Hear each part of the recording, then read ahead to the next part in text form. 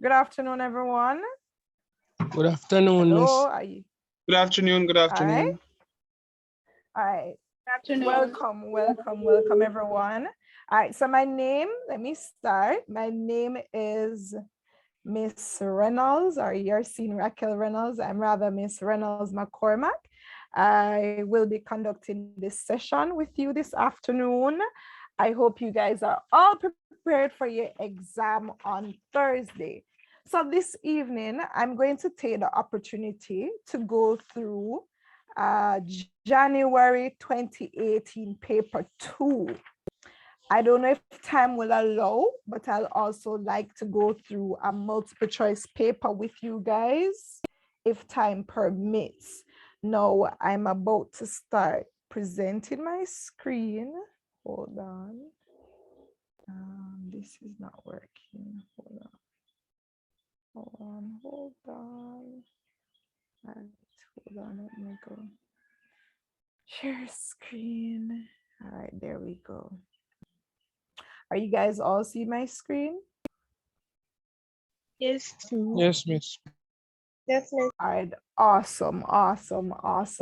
So one of the things I want to point out before we start the actual paper is that I'm going to ask, especially for those students who are doing exam for the first time, you see where it says, read the following instruction carefully.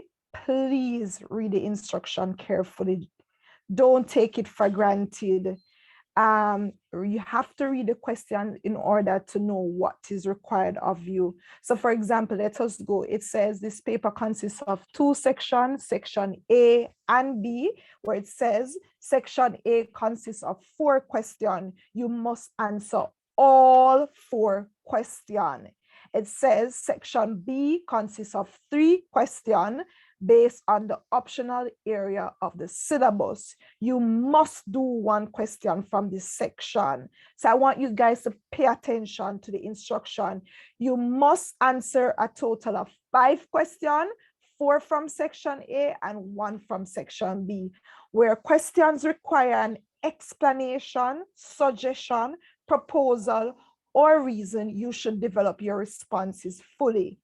Write your answers in the space provided in the booklet. Do not write in the margin. And it says you are advised to take some time to read through the paper and plan your answers. If you need to write any answer and there's not enough space, do so on the original paper. You must use the extra line page provided at the back of this booklet. Remember to draw a line through the original answer.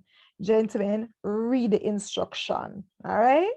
Don't take the instruction for granted.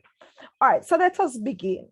So this is section A of our paper, and it says answer all 4 questions from this section. Where questions require an explanation, suggestion, proposal, or reason, you should develop your response fully.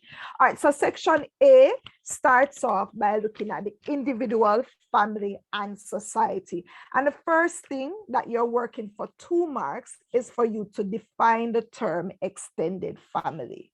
Anybody want to go ahead and start by defining the term extended family? We have the raise hand feature. I'm sure we should have that. Yes. Miss, it is a family that made up of grandparents, mothers, and children.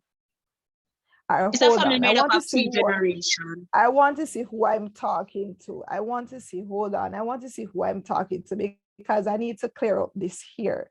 All right. Who was the person? Hold on. I'm not seeing why this thing not coming up on my end, Hold on. Why am I not seeing? All right, who was that person who just shared the answer? Serena. All right, Serena, go again with your definition. Miss, extended family is a family that made up of 3 generations. All right, I hear your answer. I see Miss Thorpe, with your hand raised. Miss Thorpe, go ahead. An extended family is a family that consists of several generations living under the same roof. All right. No, not to say what you have written, Serena, is incorrect, but you see, we want to sound, because remember, you know, this is one of the things I always say to my students, remember when you're writing your exam, you want to sound intelligent when you're writing, you know, so you don't want to say just the family consists of 3 generations and more and leave it at that. You want to say that, like Ms. Thorpe indicated, the extended family consists of several generations of people living together under the same roof, right? You can even go on to say for the 2 marks, this may include who does the extended family include? Anybody wants to share with me who does the extended family? Grandparents, uncle, auntie, Cousins, nieces, nephews. Right. All right, thank you, David. So you can go on to say that this may include parents, children, grandparents, cousins, etc. So to get that 2 solid marks, if I am marking as an examiner and I'm looking at students' response, a student that will get a 2 solid marks on me, somebody who says extended family consists of several generations of people living together under the same roof. This may include parents, children, grandparents, cousins, etc. You follow me? You follow me, everyone? Hello? Miss, you can repeat? All right, so I'm saying to score 2 solid full marks, if I was writing the definition as Ms. Thorpe had outlined, I would write to say that extended family consists of several generations of people living together under the same roof. This may include parents, children, grandparents, cousins, etc. You hear me now? I hope you guys heard me. Hello. Miss, you said several generations. Yes, several generations. You're not hearing me careful? You're not hearing me properly? Let me change my location. Yes, Miss, I'm hearing you. Yes, Miss, you're talking fast. That's why I'm making notes. All right, my apologies. I didn't know persons were making notes. All right, so now that you have told me, let me go from top. So in terms of writing, to get the 2 marks, an extended family consists of several generations of people living together under the same roof. And you can go on to write by saying, this may include parents, children, grandparents, cousins, etc. And you'll get your 2 solid marks. All right, I hope I can move on. Now, the next question says, state one condition that may cause an extended family to be formed. What is a condition that may cause an extended family to be formed? Raise your hand, please, so I can identify you. Can I get a volunteer to tell me what is one condition? State one all right. David Bailey, go ahead. Miss, good afternoon. It's David, by the way. All right, thank you for the correction. Go ahead, David. Yes, Miss. For example, one condition would be unemployment or the death of one of the child's parents. All right, yes. So if, for example, both of the parents lost their job and they're unable to, you know, pay for rent and stuff like that, they would move in with one of their parents. Or if, for example, again, if one of the parents pass away for support, the next parents would move in back with their parents so that, you know, they can get emotional support and stuff like that. Then Mr. Bailey, hold on there. You know, give Miss Young no opportunity to mention none of the condition then, because about 3 different conditions me here you mentioned to me. Sorry, sorry, Miss. All right, let me hear what. All right, good. All right, Miss Young, go ahead. Miss, the grandparent becoming ill and can know that they cannot take care of yourself and invite their in-law or their daughter to come and live with them. All right.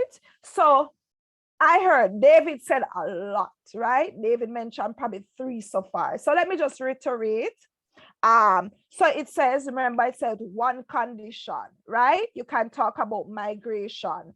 Maybe a parent migrated and or the family decide that they want to migrate and they leave the younger children, or maybe mother and father decide that they're migrating for a better life and they leave the children behind, and then this child now is sent over to live with another family member, right? There are different things. So migration is one. So migration is a condition that may cause an extended family to be formed. Poverty is also another one. Where, you know, some family members truth and in fact can't afford to meet their basic needs, so they live with other family members. And we can also mention another factor, economic background, where families may be living in a low living area and they can't afford to buy a house, so they end up going moving with other family members. So that's one mark. Remember now, when you're writing, please write your responses in complete sentences. So for example, if you're in the event that you're in the exam, so you can say 1 condition that may cause an extended family to be formed is as a result of migration, in that family migrating and younger children are sent to live with a family member. So you want to write in, even though it's 1 mark, you want to be writing in complete sentences, and you have to be also monitoring the time.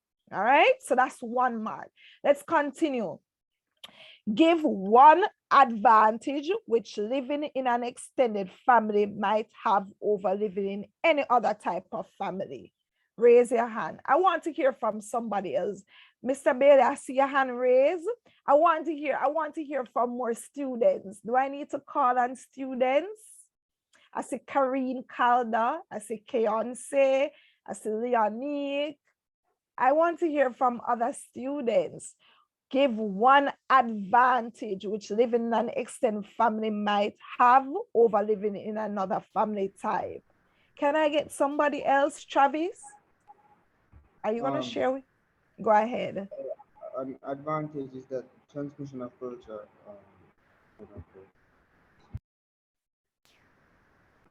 All right, so you're saying, all right, I hear. All right, let me hear Ricardo. Go ahead. Miss, like less financial burden, where like the grandparents and the other family members can pull together to pay like the bills. All right, here we go. Brianna, I say Brianna. Go ahead, Brianna. Yes, Miss, an advantage which living in an extended family might have over living in other types of families is that it allows the grandparents to pass on their cultural traditions. Like it could be a case where they tell their grandchildren stories from back in the day and stuff like that. So it basically helps to pass on their cultural traditions. Yeah. All right, but you know, yes, I can understand where you're going, but come on, think about it, man.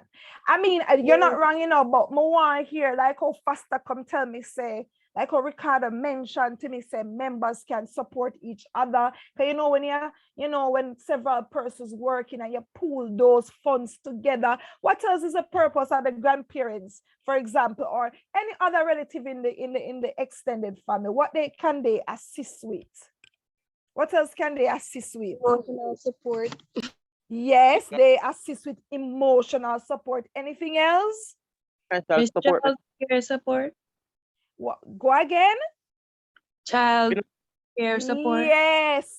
You know how much money that save a lot of parents? When you can leave your child with, for example, when you can go to work and you leave your child with your grandparents, you know how much money that we save? So family members can assist in taking care of children. When you're in an extended family, you don't necessarily, unless, you know, it's a case where you decide that you really want your child to be out there, but you can go to work and you can leave your child with the grandchild or children with, you know, a family member, might be a cousin, might be a grandparent, might be an auntie. You get what I'm saying? Students? Yes, Miss. All right, so there are several advantages I'll share with you. So you can look at family members can assist in taking care of children. We can look at strong family bonds that are being built, and members can support each other financially, emotionally, and all the other ways. All right. So that we have worked for 4 marks so far. Let us continue now. Now, the next question says, and the words I want you to look at is describe. It goes on, and you're working for 4 marks. Describe 2 ways in which greater access to education and training by women has affected the economic functioning of families. So 3 key words I want you to look at. It says describe, and it says economic functioning. So describe 2 ways in which greater access to education and training by women has affected the economic functioning of family. Let's talk. Anybody want to raise a hand?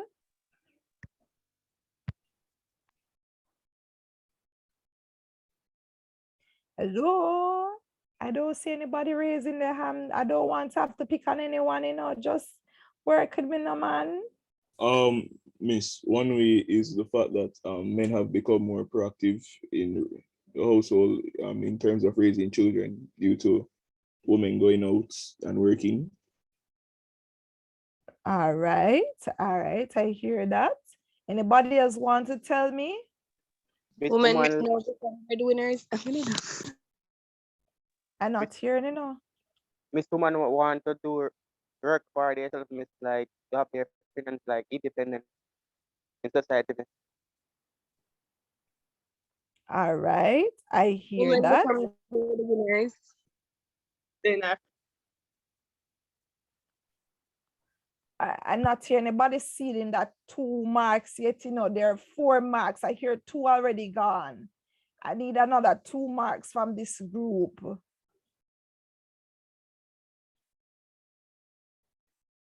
I've heard 2 marks so far. I need another 2 marks from this group. The availability of a dual income household.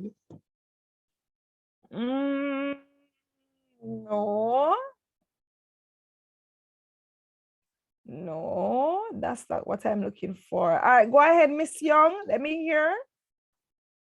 Miss, I would say it also beneficial to a female where they can become single parent family. All right, go ahead with that single parent family. Let me hear if you're on the right path. Miss, me finish that alone. That alone you have to say single parent family. Come on, I need it out of you guys. I need it out of you guys. Come on, talk to me. Miss, maybe the parent, the father in the household maybe feel less of himself because if the mother is more educated, he maybe feel less of himself that him that educated as her.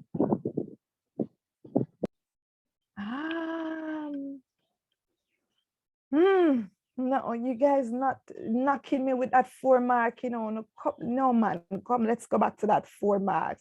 Describe 2 ways in which great. I hear 2, I need 4. Let me hear what Foster has to say. Miss, because men are the traditional breadwinners of the family, and because females are having greater access to education and training, yes, likely yes, just stay home and yes, that is, yes. Now we're talking business. Let me get to this one. All right, so it says, remember the question says, describe 2 ways in which greater access to education and training by women has affected the economic functioning of the families. So one of the things it says, women have greater access. So we have to talk about women. So women are now able to meet their spouses in providing the basic needs of the family. Because remember, traditionally in a nuclear family, the male is considered to be the breadwinner, right? However, females are now supporting their spouses financially. So remember, that's how I said to you when the get-go, I said, we want to look at the word economic functioning. Women are now able to meet their partners, because now women are able to go out there, they're getting the education, they're getting the requisite training. And so traditionally it was a case where men were seen as the sole breadwinner. However, that has changed because women are now educated. Now I heard somebody mention it, right? And I don't remember which student mentioned it. I've But been mentioning it all along, Miss. Oh, my apologies, my apologies. And so we want to also say another way is that for some persons in a single parent family where there's only a parent, especially a female parent, right? She's better able to meet or provide for her children. So women are no longer sitting at home being, you know, what you call them, caregivers. Women are not going out there getting the education, getting the requisite training, so they can function function better in society. All right. So remember, one, now you can say, for example, women are now able to meet their spouses in providing the basic needs of the family, because, you know, traditionally in a nuclear family, the male is usually considered the breadwinner.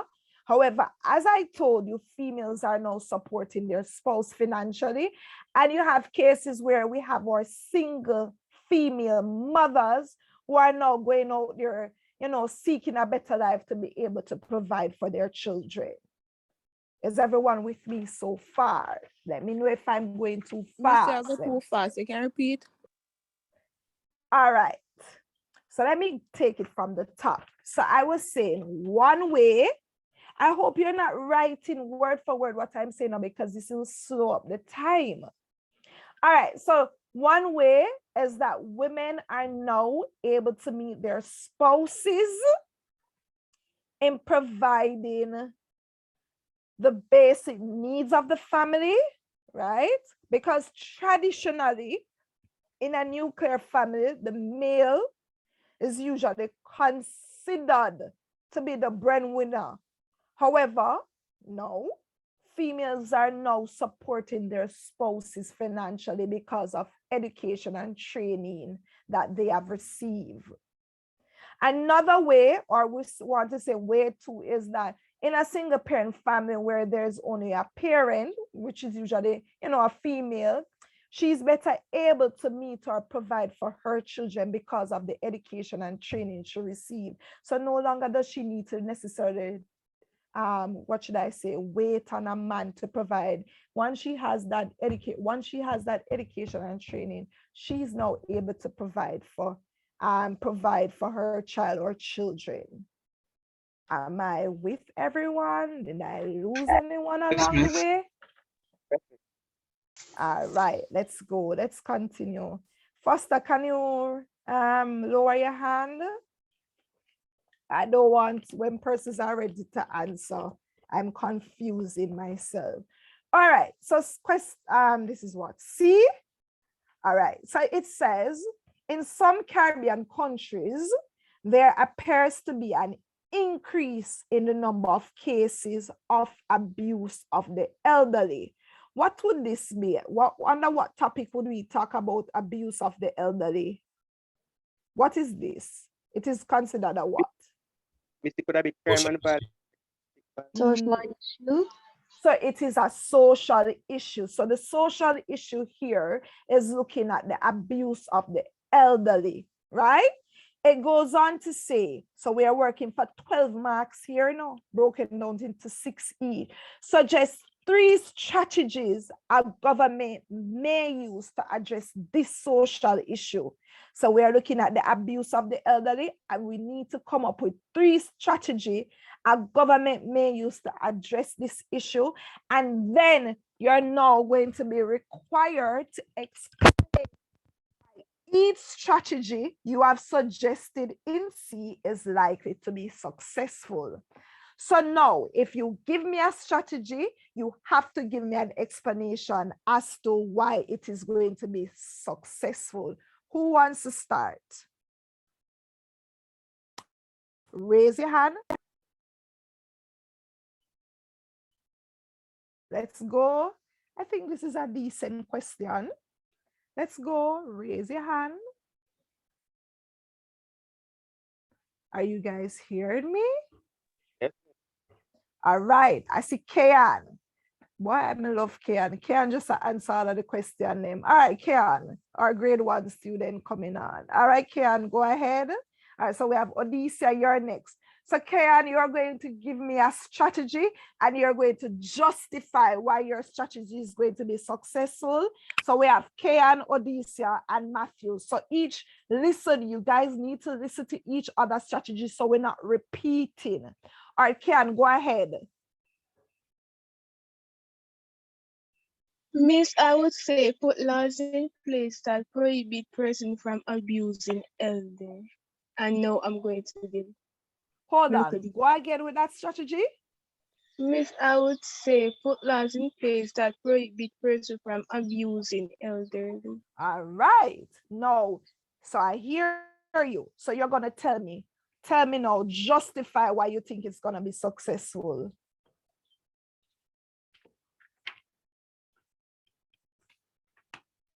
Miss, this will prevent a lot of people from abusing elderly people because they know that if they abuse them, they will maybe charge. All right. All right, so that is one. Thank you for that one. All right, very good.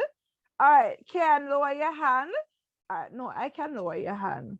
All right, next person, Miss Powell. Or did it say Powell? Go ahead.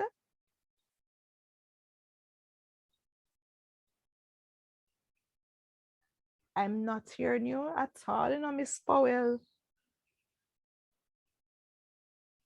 Anyone hearing Powell? No, miss. Miss Powell, I am not hearing you. I wonder if she's hearing me. I'm not hearing her at all. All right, let me skip over and go to Matthew. Matthew, go ahead with your second strategy. Miss, encouraging younger individuals to look out for cases in which elderly people are being abused.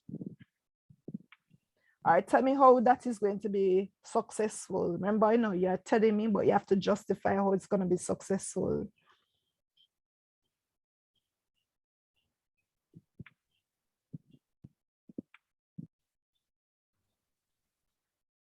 Hello, go ahead, Matthew, continue. Miss, if I was just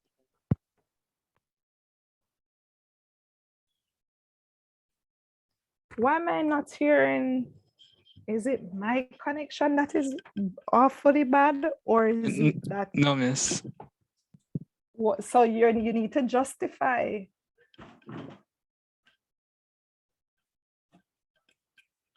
You need to justify. You need to tell me why your strategy you have mentioned is going to be successful.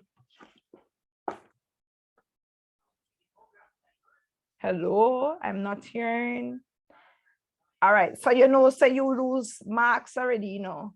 You lose marks because if you can't tell me you're losing marks. Mr. Bailey, go ahead.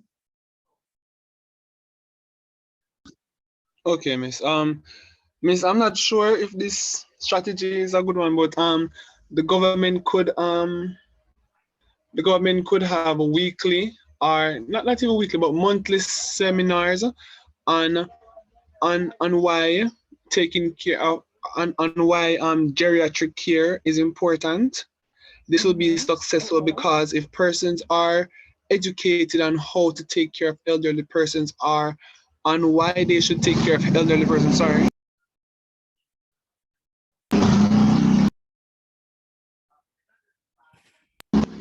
On why they should take care of elderly persons, this will reduce the number of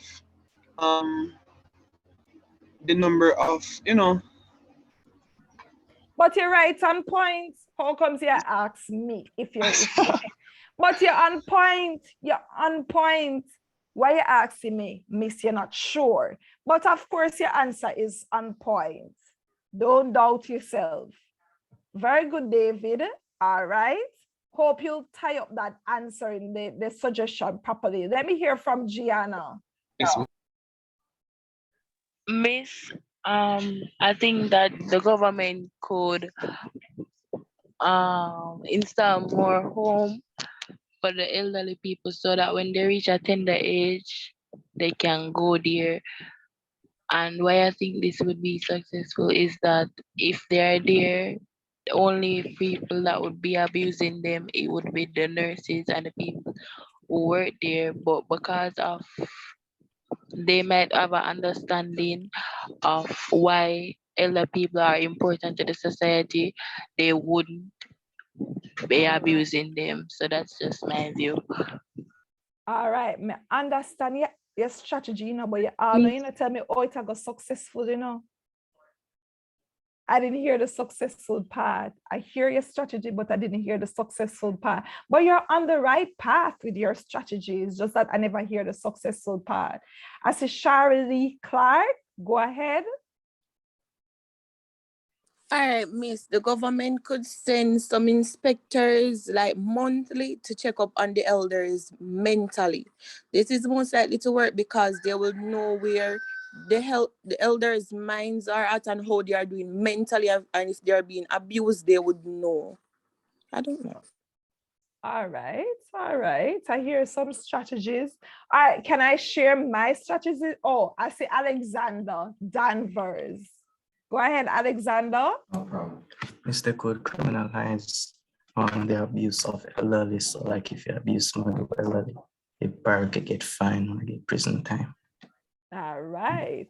But remember, one of the greatest concerns I'm having with you guys is that you guys are not justifying. You give me the strategy, yes, but the justification part, why am I not hearing why your strategy is going to be successful? That's what I want to hear as well, because you're working for another 6 marks. See it here, strategy 1, and then it says explanation 1. So whatever you tell me your strategy is, you have to explain it here.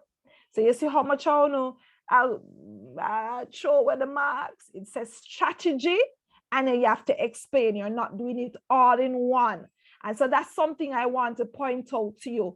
You're explaining each strategy. So strategy 1, you're given 2 marks for that. And once you give a good explanation, you get another 2 marks. All right. So here are a few of my strategies that I came up with, right?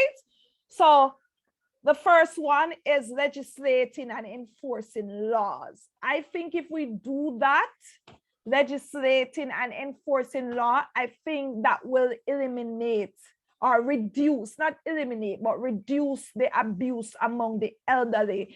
When I say this, it's in explanation to say that in the event that the elderly are abused, the government can put laws in place to protect the elderly. Also, one of the things I think the government needs to do is ensure that while they put in the law, they enforce it. Don't let somebody get away with it. Enforce it. See to it that they either go serve jail time or do some community service based on what the case or the situation is. Yes, law is good, but you have to make sure that they also enforce it. So we can talk about strategy 1, mean legalizing and enforcing law. Another thing I think is Mr. Bailey mentioned this. Educate people about caring for the elderly. This is something that we need to do.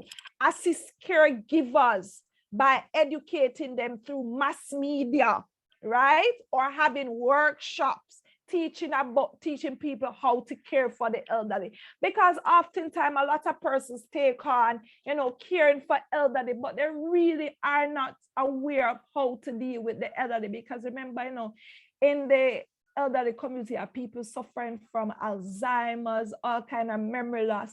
And you have to educate people how you identify, different situation that somebody, is going through. So the next strategy is to educate people about caring for the elderly. A third strategy that could be mentioned is that the government can provide assistance to family members caring for the elderly. Because oftentimes, persons they don't have the resources. So if the government could put something in place in terms of assisting those people who are caring in the home for the elderly, it will go a far way, because this will take a lot of burden off them. Whether you want to provide maybe a wheelchair, maybe you want to provide some food, put something in place that these persons, the government, can give to families who are caring for the elderly. And even though they say 3, I'll go on to mention a 4th one, and I thought I heard it from the class. Yes, somebody mentioned it, I just don't remember the name.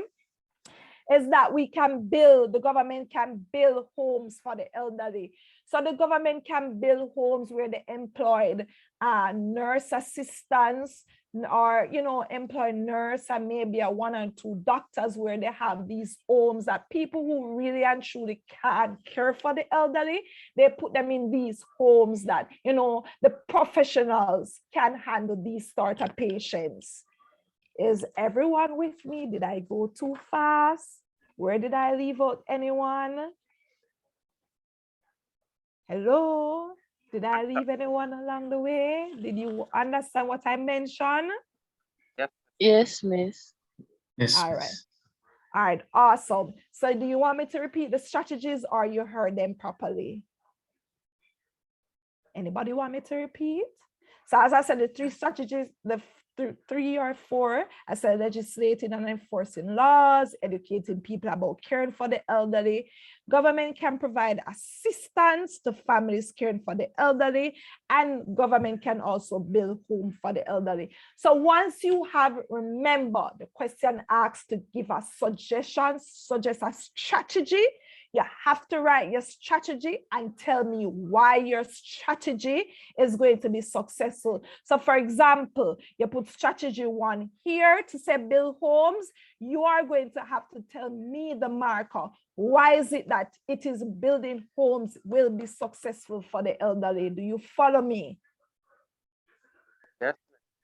Yes, Miss. All right. Let us continue. So that is a whopping 12 mark, and that is AEP, application evaluation. Is that go? Application evaluation, and one other thing, profile, AEP. All right. So question 2 asks to define the term constitution. That's where we are. Anybody want to raise your hand and define the term constitution?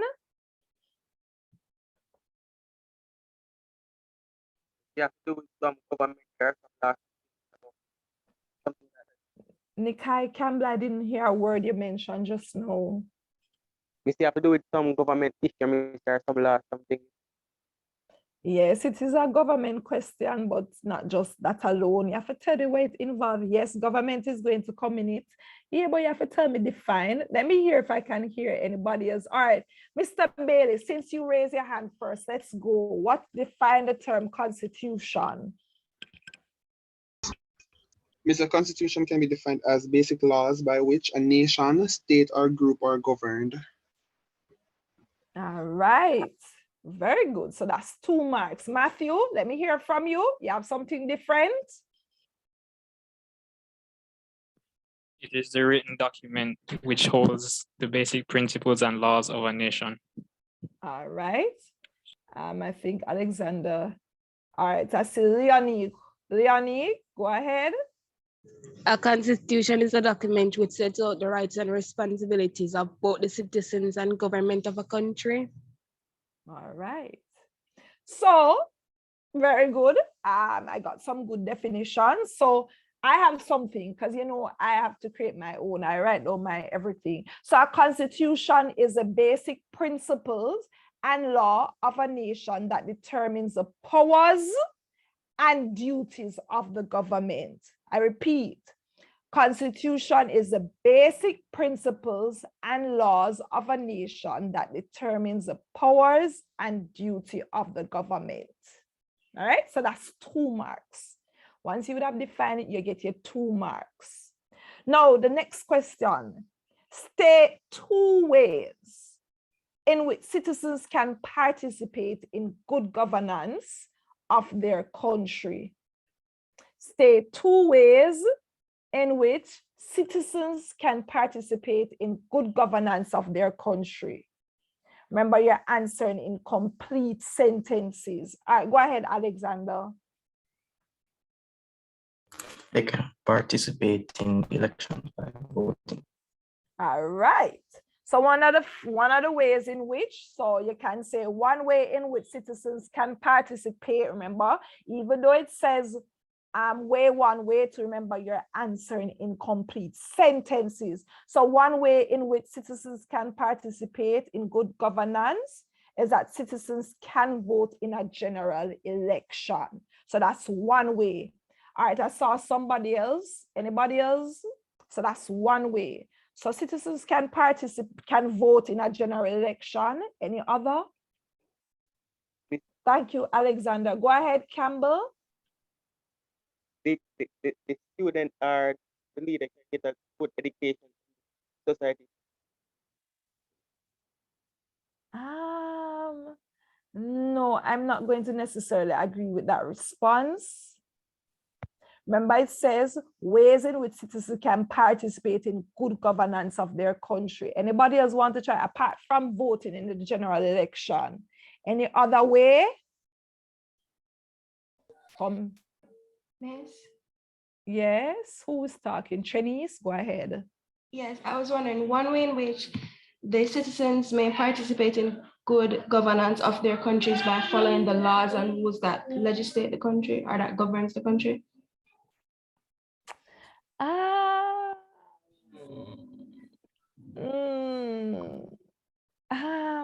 I don't want to say I agree with that one. Anybody else? We need to look at the question. State two ways in which citizens can participate in good governance of their country. All right, Leah. They could probably like participate in making themselves their representatives so that they can share their strategies to help to make the country better. All right, there we go. Of course, yeah, you can encourage or they can become candidates themselves.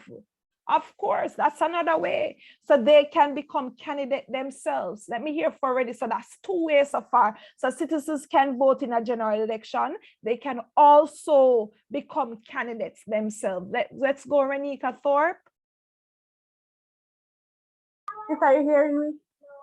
Yes, go ahead.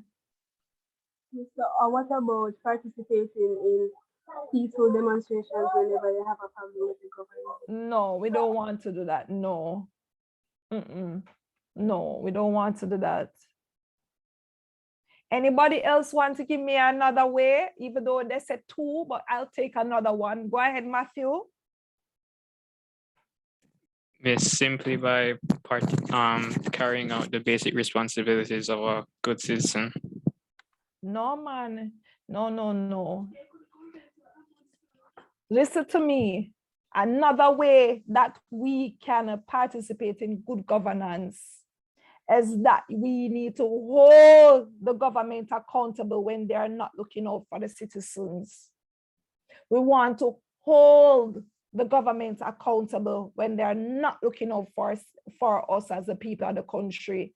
So three ways in which citizens can participate in good governance of their country. We can say way one, citizens can vote in general election. That's one way. They can become candidates themselves, as Leah mentioned. And we need to hold the government accountable when they're not looking out for the citizens. All right, so those are three ways that we can participate in good governance. All right, so let's go to another question. The word here is describe, and this is probably word 4 marks, yes.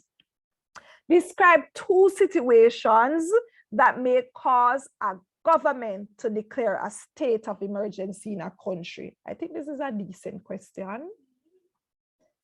Raise your hand and tell me two situations that may cause the government to declare a state of emergency. And all of us have been through this. I don't think there's anyone inside the class that cannot say they have not gone through this. All right, let's go, Miss Clark. Mr. Clark. A disease outbreak, miss? And what we call that when we have that? What is not necessarily, but yeah, go ahead. But what is it? Like coronavirus. All right. And what is coronavirus considered? Pandemic. Yeah. Yes. But now you go right. Say a disease outbreak. We can say one situation that may cause a government to declare a state of sorry. Let me go again. One situation. And this is how I want when you're responding, you respond to me. One situation that may cause a government to declare a state of emergency in a country is perhaps the likelihood of a pandemic, or in the event of a pandemic rather, or an epidemic. And everybody would have or should be able to talk about, give maybe a sentence or so about the COVID-19, right? So the COVID-19, or what we call the coronavirus, is a pandemic. So in the event of a pandemic, the government can declare a state of emergency. So that's one situation. I say, Alexander, you're next. Situation can make a government to declare a state of emergency is there's an outbreak of violence. A what? If there is an outbreak of violence. All right. Yes. And we see where we're having, I tell you, this country, I tell you, we're having an increase in crime and violence. Yes. So an increase in crime and violence, a government can declare a state of emergency in the country, right? So far we have a pandemic, we have an increase in crime and violence. Let me hear what Leah have to mention. A natural disaster occurring. All right, so give me some example of natural disaster that we're talking about. The hurricane. Hurricane, what else? What else? Yes, what else we experience here in the Caribbean? So we experience, I hear hurricane, I hear what? Flooding. Volcanic activity. All right, volcano. So far we have 3. Let me hear what Matthew has to say. So we have 3 situations so far. Matthew, you have another one? When a country is experiencing a drought. Yeah. A drought. We can a drought, state of emergency.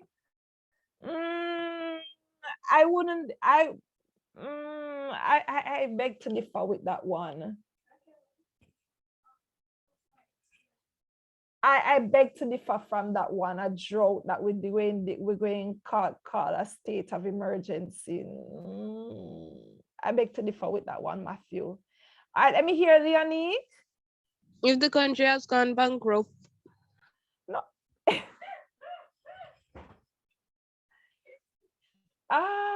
If the country has gone bankrupt.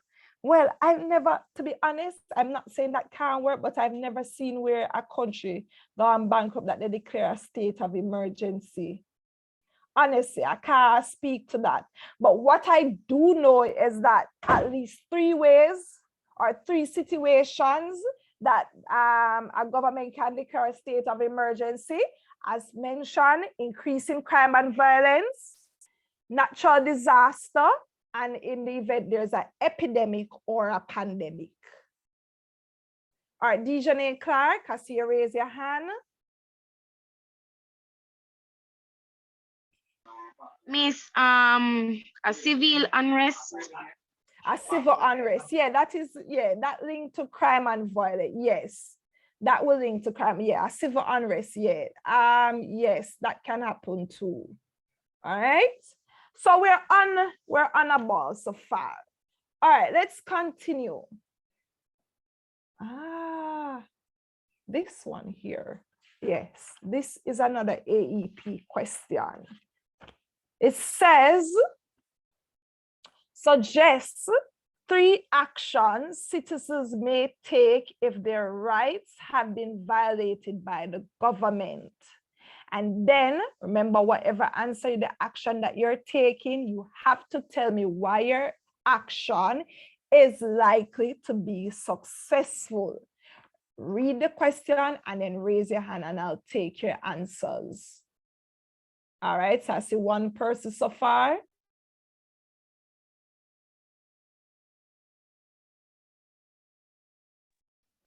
All right, so I have three persons who are ready. All right, Mr. Bailey, go ahead. Miss, the first thing that came to my mind was what they could do, Miss, was this farmer interest group. The citizens could form an interest group, and this would be this is likely to work because interest groups tend to be more aggressive when it comes down to certain matters and stuff like that. So the government would want to listen to what the people the persons have to say, because they don't want to be put out of power by the by the people and stuff like that. All right, but remember, David, remember I said you tell me, but you may have to tell me why it's going. You did mention why it's going to be successful. Remember me say, when you're explaining, you're suggesting, you have to also tell me why it's going to be successful. Yes, Miss, I was saying that the interest group, Miss, they tend to be aggressive, so the government would want to listen to them. Okay. It will be successful because the government don't want to be put out of power or nothing like that. So they would numbers do count, and when more than one person's form a group and stuff like that, the government do listen. And Okay. so if there's more than one person protesting about a matter and stuff like that, the government is more likely to listen if it was just one person. All right. Leah, go ahead, Miss Allen. The citizens could have peaceful protests, All demonstrating how and what can be done to forgive the government, or the government can regain themselves. All right. Normally the media would come, so this is likely to be successful as it will be publicized, and I don't think the government would be like to put on spot like that, and they may respond or trying to regain themselves.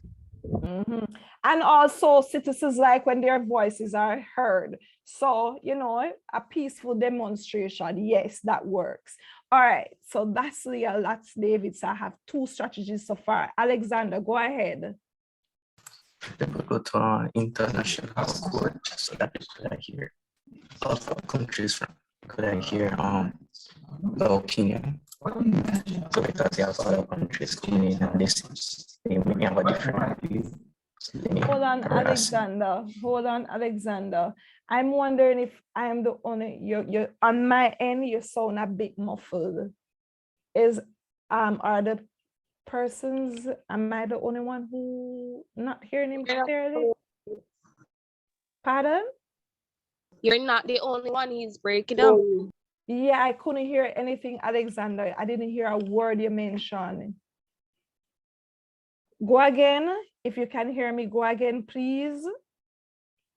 I was saying that they can go to an international court so that other countries may be able to listen in and hear without any bias to you.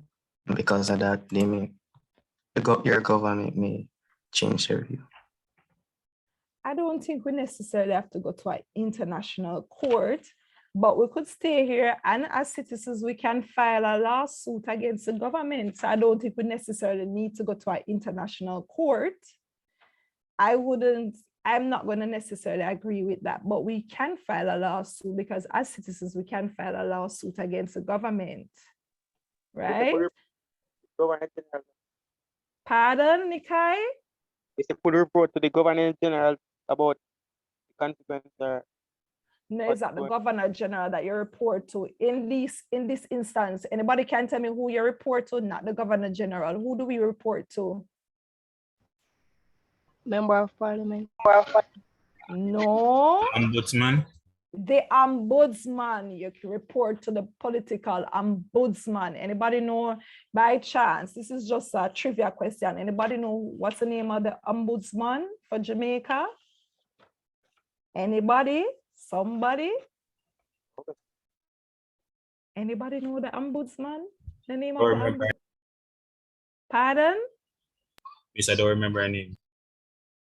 Oh, so you know it's a female, but you don't remember her name. All right, so these matters and these sort of matters, you report them to the, these sort of matters you report to the, these sort of matters you report to the political ombudsman. Foster, go with your next strategy. Miss, I was saying that the citizens should not vote for them in the upcoming general election. Oh, woo. All right. I never thought of that one, but yes, that could work. All right, yes, but remember also, students, remember, whatever strategy you're writing, you have to say how it is going to be successful. And that's the part that is really bothering me about your responses. You are telling me the strategies. Yes, the strategies are good, but you're not justifying how is it going to be successful. All right, so 3 strategies, because I never thought of that one. 3 strategies, and I like the strategies because most person mentioned them. 3 strategies that could be is that demonstrate peacefully. That would be one, where citizens can demonstrate peacefully, and I heard that. You know, citizens can get their voices be heard by the relevant authority. Once you have a peaceful demonstration, the citizens can get their voices be heard by the relevant authority, that usually works. So you don't have to get up and throw any old car and any tree in the road. You can just get your placards and write your placards, and from you put it out there on social media. Of course, people are going to run with it. You don't need fire, light, no fire, and you know the Jamaican way of doing things, how people demonstrate. But I'm saying you can demonstrate peacefully, right? And by doing so, citizens can get their voices be heard to the relevant authorities. Another action is that filing a, go ahead. Somebody stop me. Hello? Yes, somebody yes, was, yes, go ahead. I was saying that if they could write a letter of complaint. Mike, let me tell you, letter now go nowhere these days. Everything you have to text to social media. You have to get with the age. Letter, yes, letter goes someplace, but I think it's quicker. The actions are more quicker when you write on, you put it out there on social media, if you get what I'm saying, because everybody's out there. So yes, letter will work, but if you want brisk action and you want the problem to be addressed, right? You want to take it to a different platform. So filing a lawsuit is also another one, filing a lawsuit against the government. Now, if the citizens have their if the citizens' rights are being violated, they can file a lawsuit against the government, depending on the right that they can be compensated in such instances or given an apology. So there are citizens who have, you know, filed a lawsuit against the government and they are compensated, and some are given apology, depending on the nature of the situation. All right. Now, another strategy is that, go ahead, Ms. Powell. Miss, how would the lawsuit be successful though? No, what is the assurance? What is the assurance that it would be successful? All right, I can't necessarily tell you what assurance, but there are instances where citizens have wherever, like maybe the government go wrong with a certain situation and citizens have been compensated. Citizens have been compensated. I'm thinking of a situation that I can give to you. There are instances in which citizens' rights have been violated by the government, and they take the government to court, right? Once they know that they have the right and the lawyer say, yes, you're in the right. When you go to the court will rule that, yes, you are to be compensated based on the nature of the issue, or you can get an apology. I'm trying to let me think of a situation and then I'll get back to you. But these are instances that have taken place. I'm thinking of something where, for example, let's say that I'm thinking which situation to use. Where, for example, I want to think of a situation. Let me come back to you on this one. All right, let me come back to you on this one. But also, let us continue. Another action is that, as somebody mentioned, is that you can lodge a complaint to the relevant authority. And the relevant authority is the office of the ombudsman, right? Where you are violated as citizen, you can lodge a complaint to the office of the ombudsman, right? Another action is that make your concerns be known by speaking up. Use the media, use the social media, everybody on social media. Use the media to make your voices be heard. All right. Also, another action is that I don't know how much persons are willing to do this, but you can become an independent candidate so that you can represent the needs of people and become a part of the decision-making process. So another thing that can be done, another action, is that you become independent. You can become an independent candidate. Like, what's his name? Rowan Chung. Was he an independent? Yes. Rowan Chung, him same name. Become an independent candidate so that you can represent the needs of the people and become a part of the decision-making process. All right, so those are some action. Yeah, I see somebody put Donna Parchment Brown. Yes. Yes, she's a political ombudsman. All right. Now, so this is where we are. Let me see. So we're at section C. We're going to action, explanation. All right, now we're at sustainable development and use of resource. That's where we are. So the first thing this section asks you to do is define the term birth rate.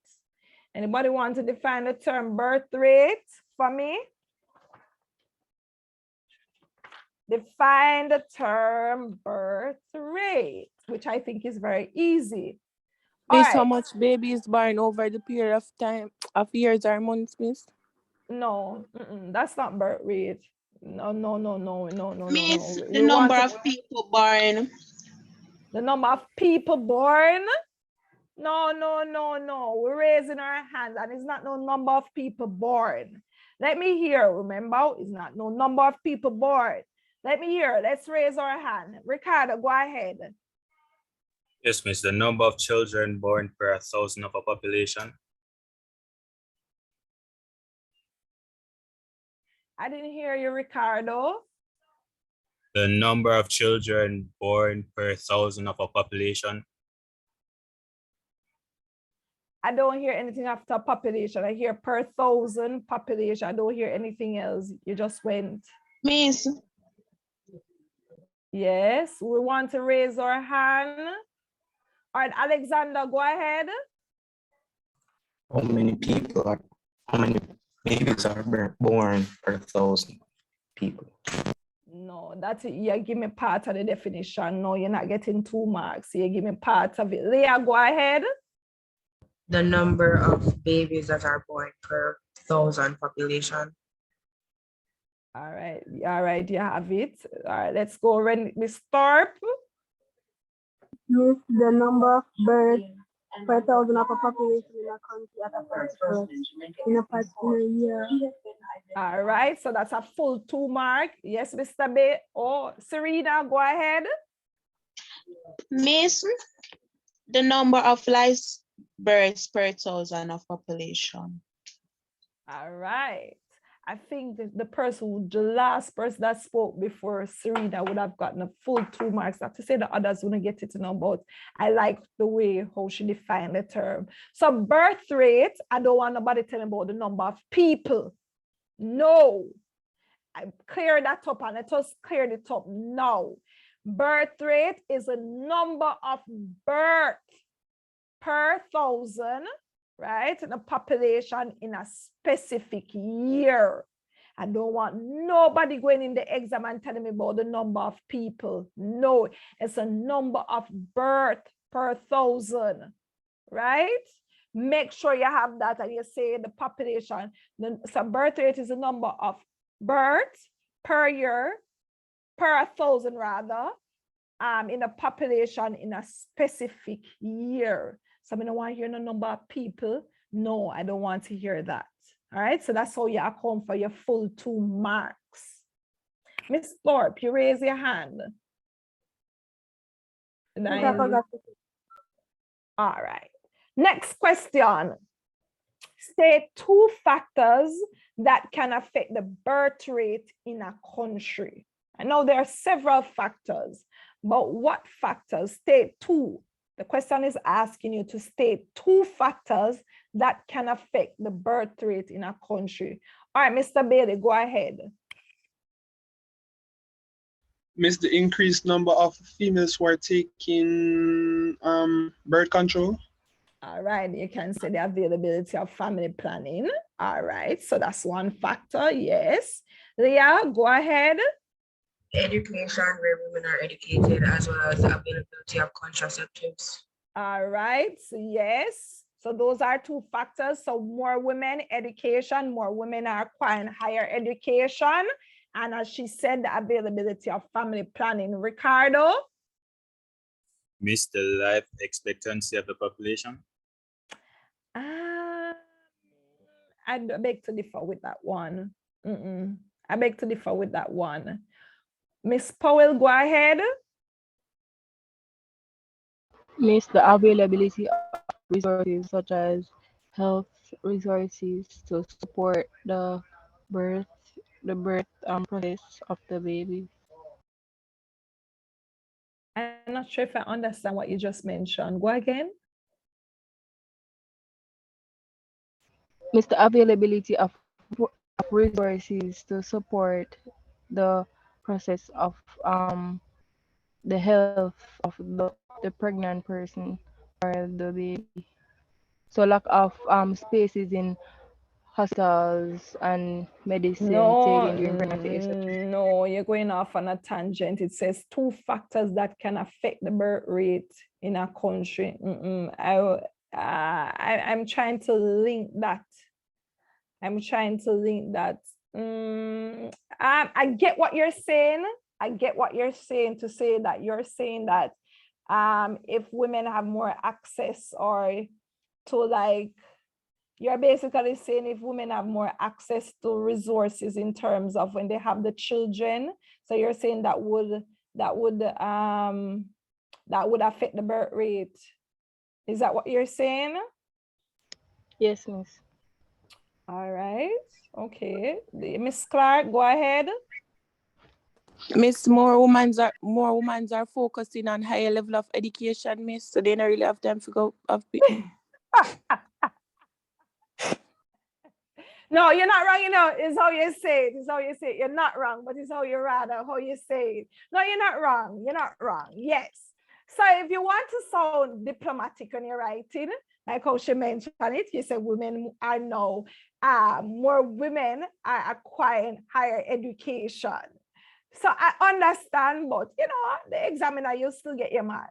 So more women, so we can talk about education, more women are acquiring higher education, the availability of family planning. Now women are now able to go out there and put themselves on the different forms of family planning.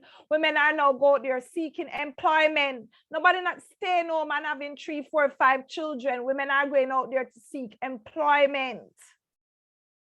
And people want economic status. Nobody don't want to say them they're the poverty line anybody anymore. Women are going out there. The people want to elevate themselves. So these are some of the factors.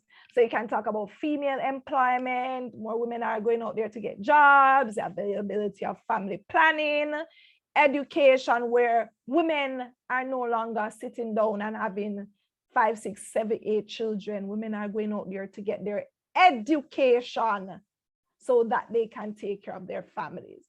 All right, very good, very good. So those are 2 factors. All right, so this section, it asks for the information on the table. So it says the table below shows the population data for a Caribbean country. Study it and then answer the question that follows. Now, B1, or if you want to say I, says state the age group with the smallest number of males in the population. So I expect the person who is going to answer, you're going to answer in complete sentences, even though it's 1 mark. All right, Miss Clark, am I to take it that your hand is raised? No, Miss, sorry. All right, Leah, go ahead. Remember, you're responding in complete sentence. Go ahead. The age group with the smallest number of males in the population is the age group of 60 to 65 plus. All right, awesome. That's 1 mark. All right, awesome. That's 1 mark. The next one, state the age group with the smallest number of females in the population. That's another mark. Remember, you're answering in complete sentence. Go ahead, Leah. The age group with the smallest number of females in the population is the age group of 40 to 49. All right. Do we all see that? Do we all see that? Yes, ma'am. Yes, miss. All right, so I don't need to, so that's 2 easy mark. 2 easy mark there. Another question. But let me screenshot it, please. Why you have screenshot it? Miss, because I want the table and everything, but you go away, so me I just start write it off later. All right, so see here, look at it. The age group with the smallest. Look at the figures. On the male side, we say 14,000, 16, 18, 20, Miss, 40. me understand the concept and everything, but me just want it in the book. Okay, all right. Yes, then. yes. All right, next question. It says, explain one way in which the government of this country, so we're using this data, explain one way in which the government of this country may plan to address any changes in the 10 to 19 age group. So look at the 10 to 19 age group and tell me one way in which the government plan to address any changes.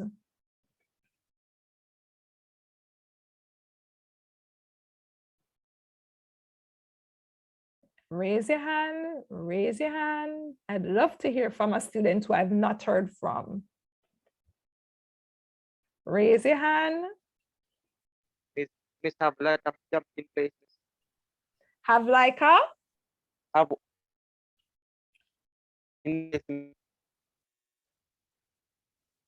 I'm not hearing the person who is talking. I'm wondering if I'm the only person. I know it's not my internet that is bad. I know from time to time it will go up, but it's not my internet. Raise your hand and share with me. Explain. Go ahead, Campbell. Have a lot of jobs in place for the 10 to 19 age group. All right, so you're saying provide jobs. The government can provide jobs for those persons who fall in that category? Yes, miss. All right, so apart from jobs, what else?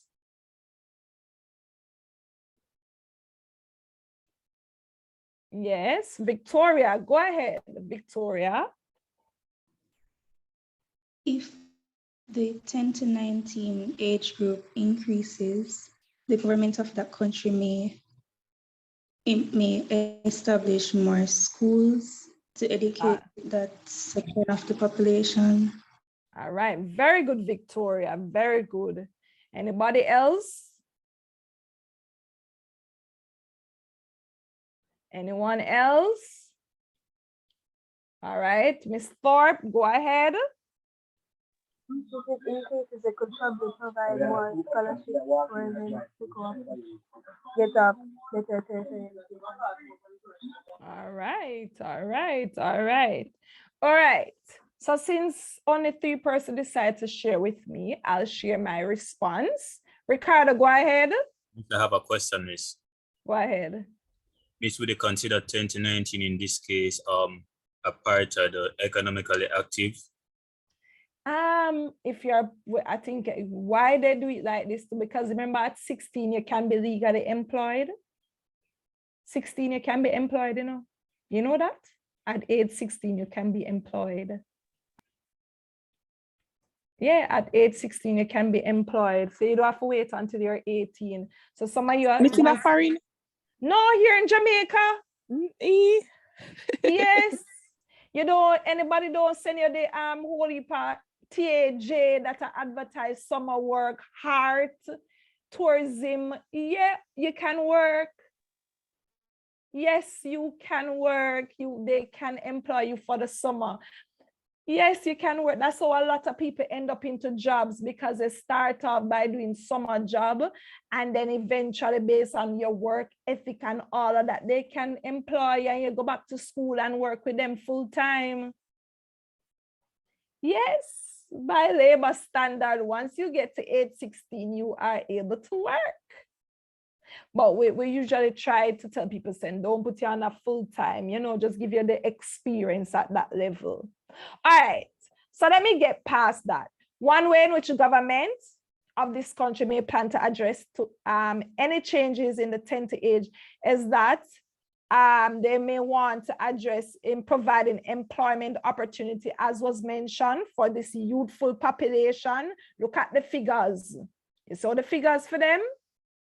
You see them figure, there's 62,000 and the 60,000. You want to provide employment opportunity for this very youthful population. You see those figures, right?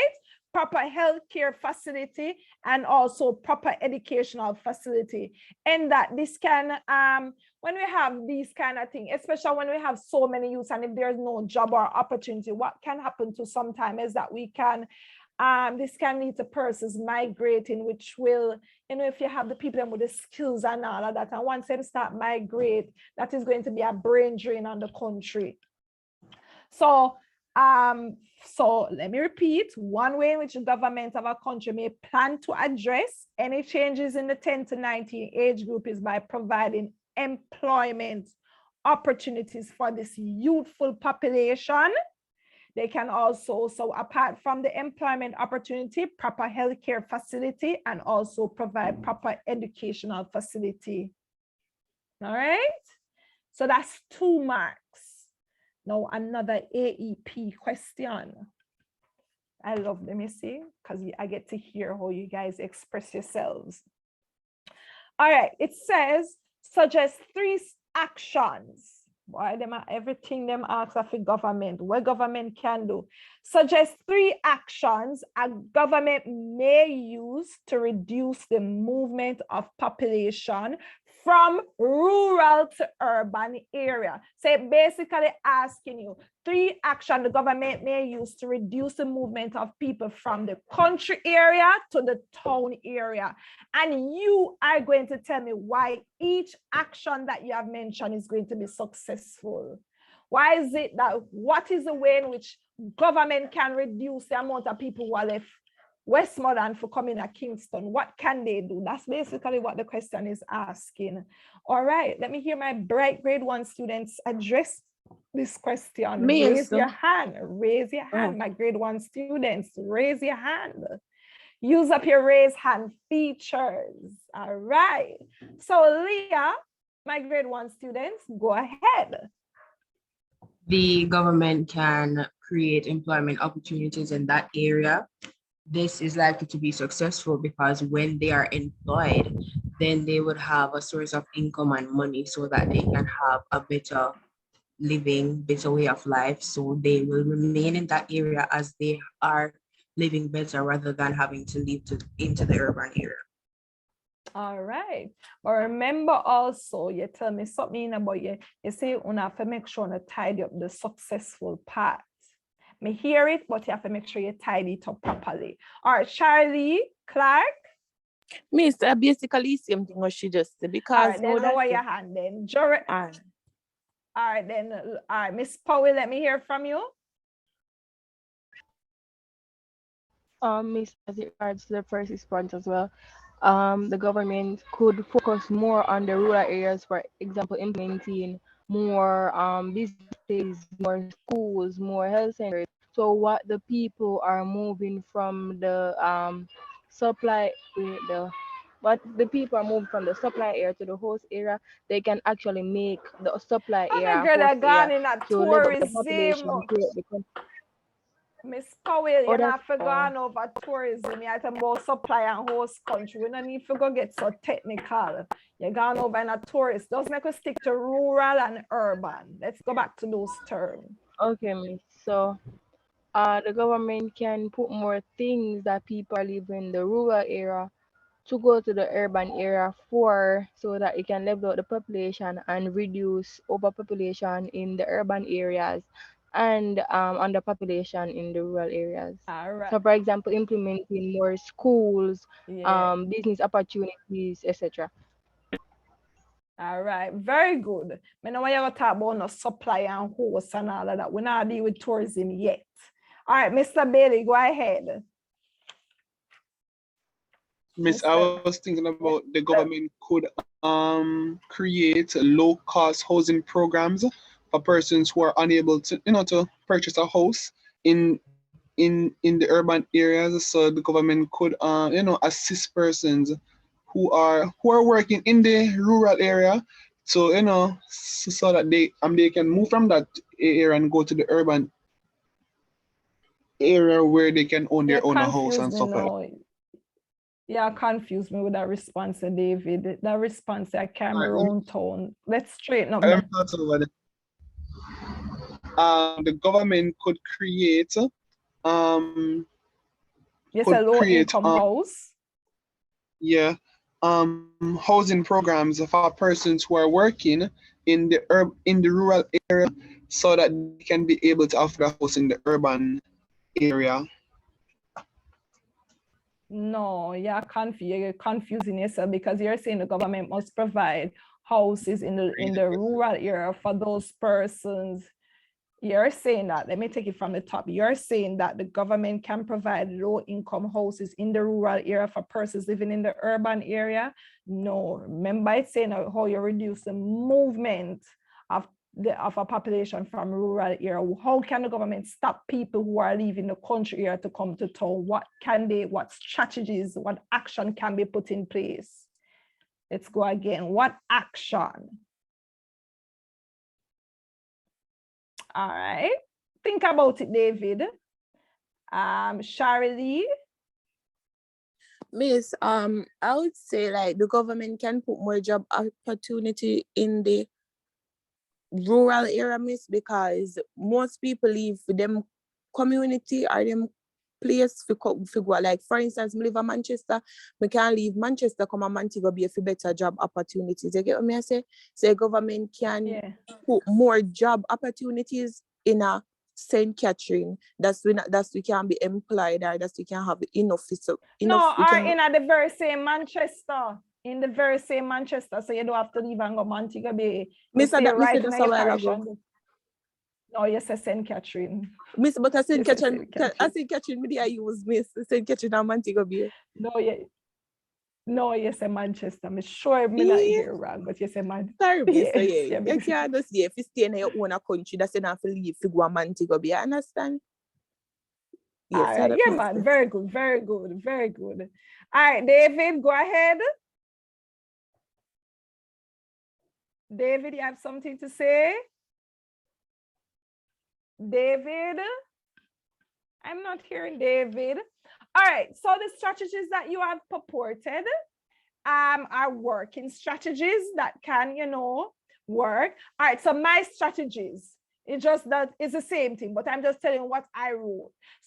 My first action is that they can develop or provide better educational opportunities for citizens living in the rural areas, such as universities, because that's primarily the reason why people leave the rural area, especially those who are educated. They leave the rural area to come to the urban area where we have the two major universities, right? So this strategy will work because if more educational institutions are developed in rural areas, citizens wanting to acquire higher education will not have to migrate to the urban areas after finishing school. These persons will also help to develop their rural communities. Did you hear that, everyone?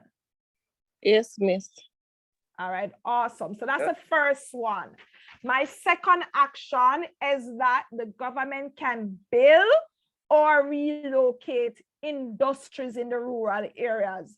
So you see, like how when we go from those of us who are from Kingston and you go to Marcus Garvey Drive and you see like Seprod, Facey Commodity and all those big industries, all of those big, they can relocate or build some of those in the rural areas.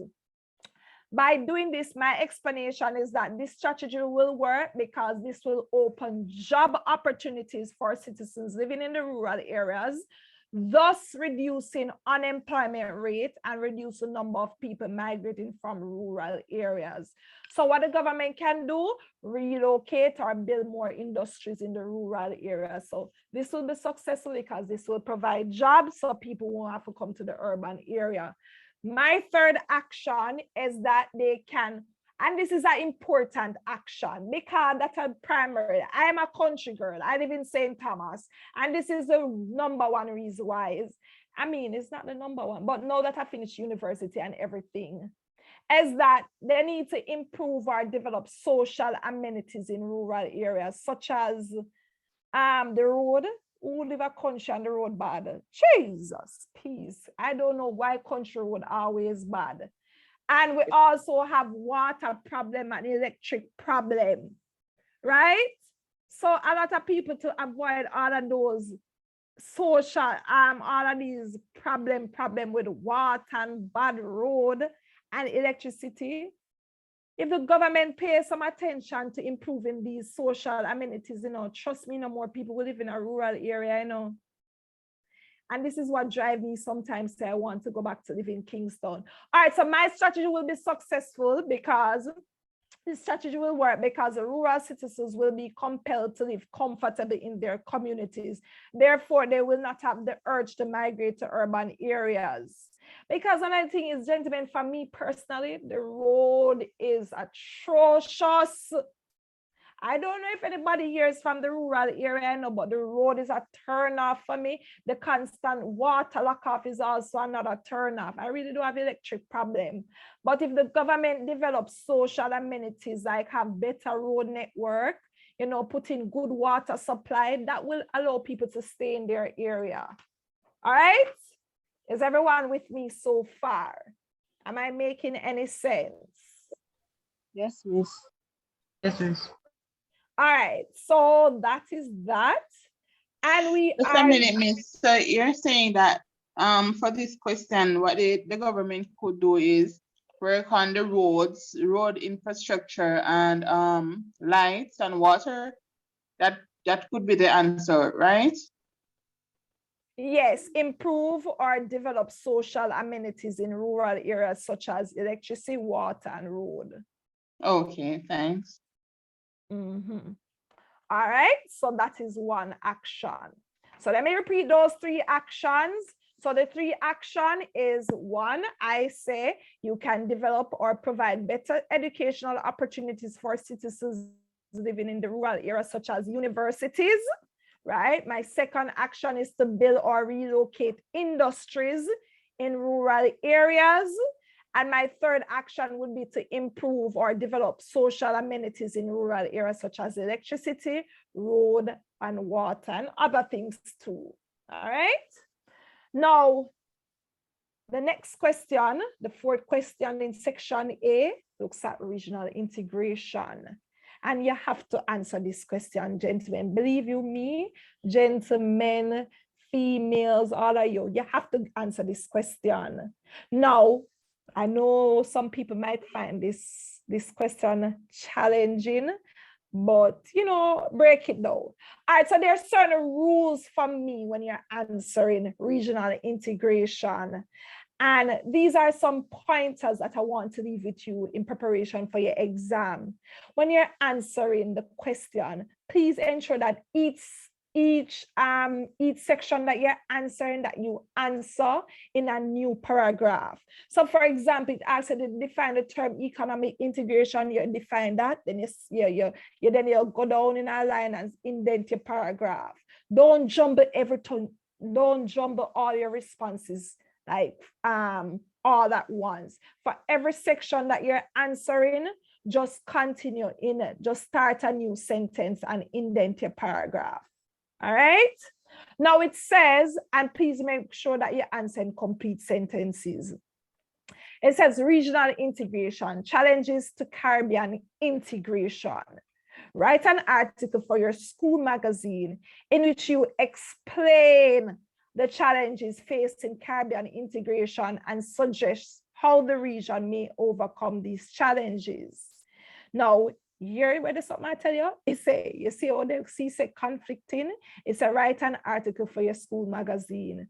But then when you write article, all right, it says in your essay, because CSEC is so conflicting. In your essay, them go on to say, define the term economic integration. So the first thing you ought to be doing between students is that you need to define the term economic integration. That's the first thing you need to do, right? So you start and you say challenges to Caribbean integration, and then you can start and you can say that there are several challenges faced in the Caribbean integration, and then you say firstly, we want to start by defining the term economic integration, and you define it. Then it goes on to say, then you're asked to differentiate between bilateral and multilateral agreement. Now, you know, one of the things I pick up when students are writing, and I do it with all my students most of the time. Yes, when they ask you to differentiate, don't write, say, for example, don't write, say, bilateral agreement. This is also me, right? Bilateral agreement is an agreement between, let's say, two or more countries. And then you're going to say, and multilateral. No. Here you're going to say, because it asks you to differentiate, so you use words such as while. So you say bilateral agreement, right, is where two countries or groups have an agreement. And you say while multilateral agreement, you use the word while. I don't want to say and. So you're saying when you're differentiating, you're going to say the difference. I just giving you a scenario. So my answer is not right. So bilateral agreement is an agreement with two or more countries, while multilateral agreement is an agreement with three or more countries. So you get what I'm saying, students? You get what I'm saying? You're not saying bilateral and multilateral. You're going to say, define it, and you say while multilateral. Do you understand where I'm going with this? That's it. Or if you want to say, instead of using the word while, you can say, on the other hand, multilateral agreement is. Right? Can you want to sound like you're a good English student? Then it goes on to say, describe two ways in which the geographical characteristics of the region may be an obstacle to integration. So you see, for each section that they're asking about, they ask you to define it first, define Caribbean integration, that is one paragraph. Or if you want to say 2 or 3 sentences, then to differentiate, you start a new paragraph. Then to describe the two ways, and you do that, a new paragraph. Then it says suggest 3 ways in which citizens may contribute to the development of regional business. You talk about that, and then you justify why each is going to be successful. That's the approach I want you to go into with your exam. So let's answer this question. Let's start. Who wants to define economic integration? Let's start with breaking down, with answering economic. Why is only Leah alone in this class? What about Aaron Brown? What about Tiana?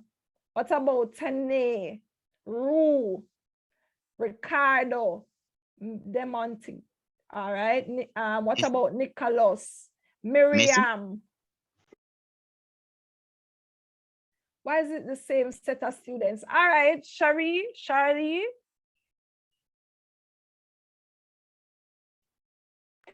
Miss, sorry again. All right, Leah, go ahead. Economic integration. One question though, isn't economic integration regional integration? But I'll answer.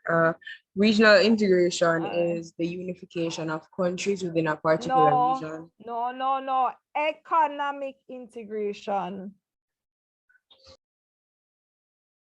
Economic integration. I don't know. Countries coming together to develop each other's economy.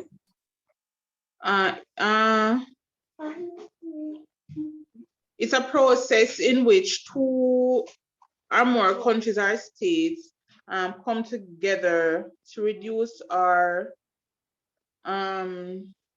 trade barriers to advance or protect a set of economic goals. All right, you're not too far off. All right, can work. Anybody, Miss Thorpe? Yes, I have. So can it be like, well, economic integration is an arrangement among nations that includes the reduction or elimination of trade barriers and coordination of monetary and fiscal policies. Fiscal policies, yes. Where the person that was reading for me? Hello, who was that reading? Hello, somebody that was just reading the economic integration. Yes, miss. Who was reading for me? Or reading the entire this thing here No, on the screen? not Kimon, not Kimon. No, not Kimon. Somebody before Kimon. Somebody just read for me. Somebody define economic integration. And I love that because it's basically the same thing I have. Miss Thorpe. Yes, go again, Thorpe. Go again with your definition so others can hear. So, Miss, it is an arrangement among nations that typically includes the reduction or elimination of trade barriers and the coordination of monetary and fiscal policies. All right. No, very good. And that's basically the same definition that I have.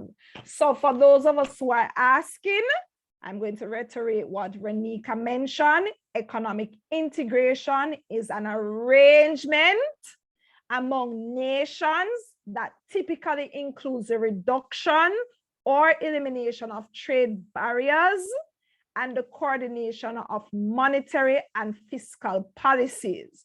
I want you to also note that economic integration aims to reduce costs for both the consumer and the producers and to increase trade between the countries involved in the agreement. I know I said a lot. Do you want me to repeat that what was mentioned? Yes, ma'am.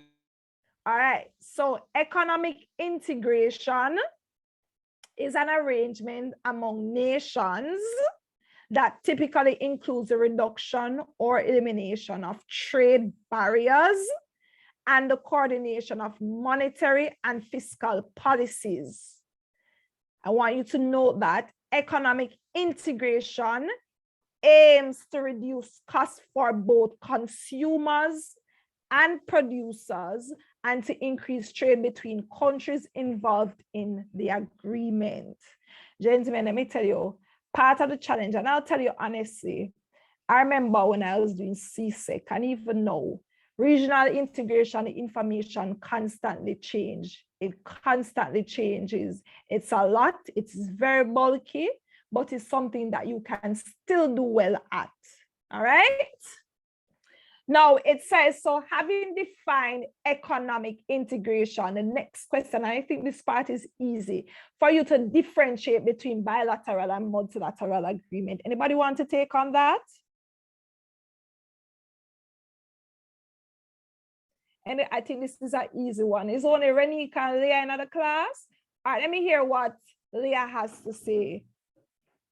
Bilateral agreement is an agreement made between two countries, while multilateral agreement is an agreement made between three or more countries. All right, very good. I love say you use the word while. I love that. At least you are listening. So if you don't use the word while, you can say on the other hand. So for example, you say bilateral agreement is an agreement between two countries or two groups. On the other hand, multilateral agreement is an agreement between more than two countries in a group. Yes, Campbell. What if I use the word also? Also, I mean, I really like the word also there. So I prefer while or on the other hand. All right. So one of the things I don't want you to use but the word and. No, do not use but the word and. All right. So we're breaking down the paragraph. So we define economic integration. We differentiate that. So now we need to describe two ways in which geographical characteristics of the region may be an obstacle to integration. Let's talk about that. The geographical characteristics. Let's talk about that. Raise our hand. Who wants to raise a hand and tell me two ways in which geographical characteristics of the region may be an obstacle? All right, Ricardo, go ahead. The Caribbean islands are small, so they lack resources. No, geographically, no. All right, let me hear what Jorel has to say. Remember, we're talking about geography. Yes, Jorel. Since all the countries are islands, the water serves like a barrier that hinders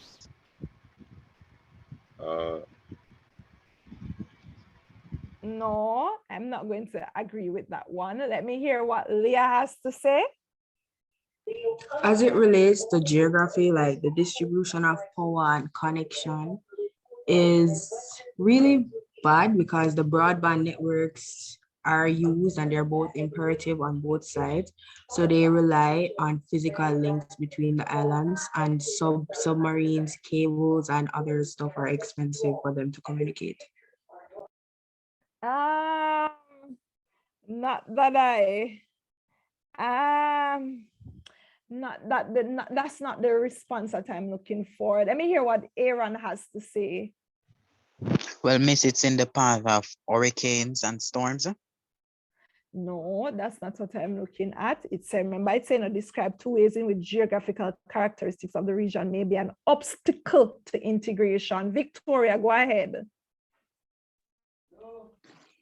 Miss, could it be that the islands are far apart? You're just bingo, Victoria. You're just bingo, Victoria. Go again, Victoria. Go again. Go again. Go ahead. Because the islands are far apart, so communication between them would be difficult. All right, Victoria. Now we are top business. Let us look, for example, Jamaica and Trinidad. Do we recognize the distance even though we're in the Caribbean? Yes, miss. So when we talk about geographical distance, one of the first things I was hoping that somebody would say is the distance. The distance. Some of our Caribbean neighbors are so far away, so it even make it more expensive to do trading. The mere fact say Jamaica, they're up in the Greater Antilles, and Trinidad, they're way down, almost down close to South America. Can you imagine? It's going to be expensive to do any form of trading. So the integration process is not going to be so easy. So that's a geographical characteristics. All right, so let me hear what Jorel has to say. Jorel? Miss, because some countries are larger than others, they have more resources, which means the countries are in different stages of economic development. I can understand what you're saying. But I think it wants to tie up. Let me hear what Leah have to say. Adding to the distance due to the fact that the countries are far apart, some aspects of the integration process, like movement of labor, goods, and services, are difficult since an effective transportation and infrastructure is needed. All right, let me hear what King has to say. Davian, go ahead. These countries with similar geographical characteristics might produce the same. You're near the head, Davian, you're near the head, but I'm not geographical. It's not geographical. It's what kind of characteristic we have similar. Let's go again. It's not geographical. What is that we have similar in the Caribbean? We have a similar what? Climate. No.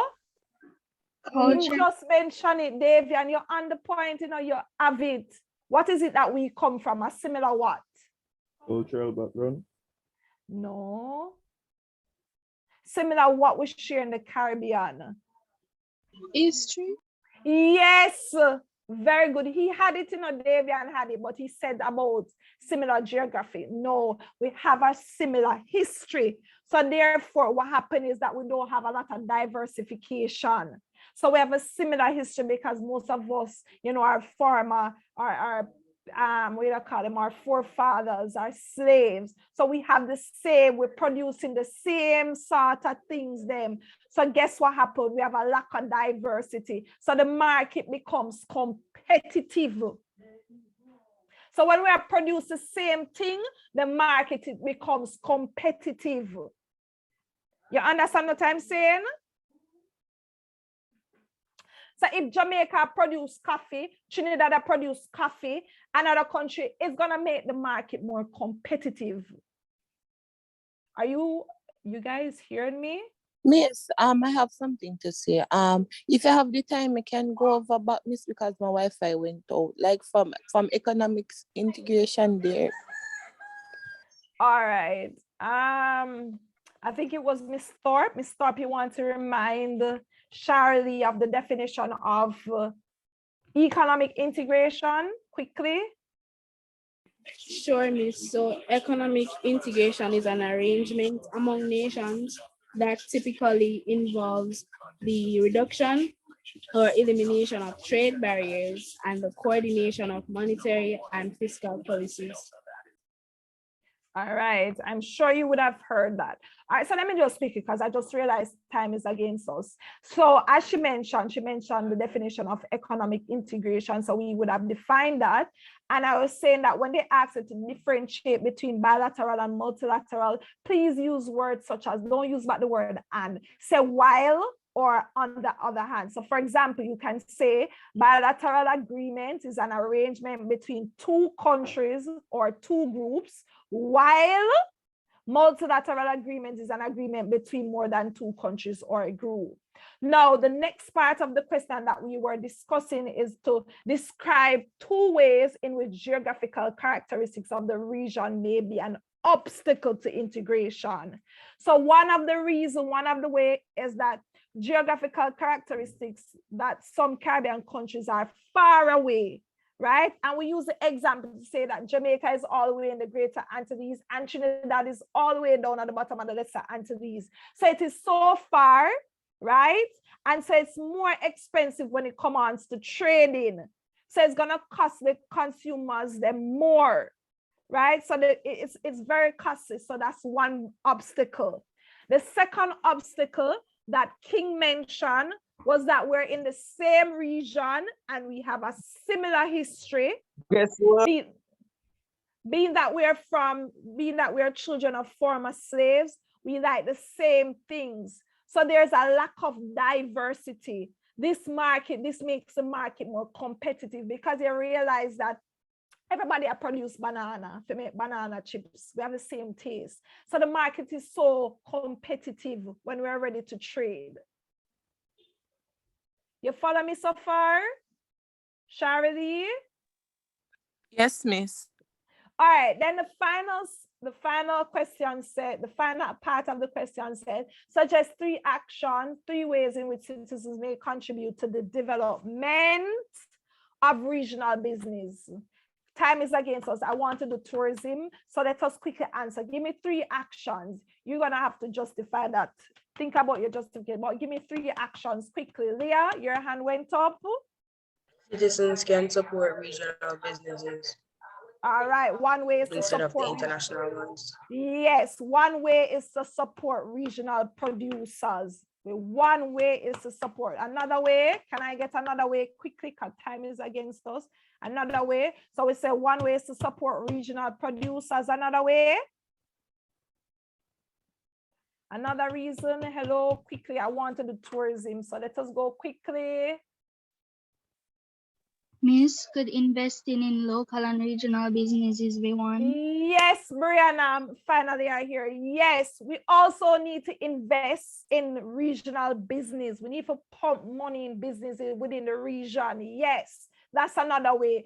Another strategy. Another way, students, another way. All right, so we said support. One way is to support support regional producers. Another way is invest in the regional business. Any other way quickly? Miss entrepreneurship. Yes, there we go, Brianna. There we go. Yes, we need to start our own business and become entrepreneurs. There we go. So that's 3 strategies. Now you just need to tell us why each is going to be successful. So 3 strategies are, one way is to support regional producers. Another way is to start their own business by becoming entrepreneurs. And the third one is to invest in regional business. All right. So the last question I think this session will allow us to look at is tourism.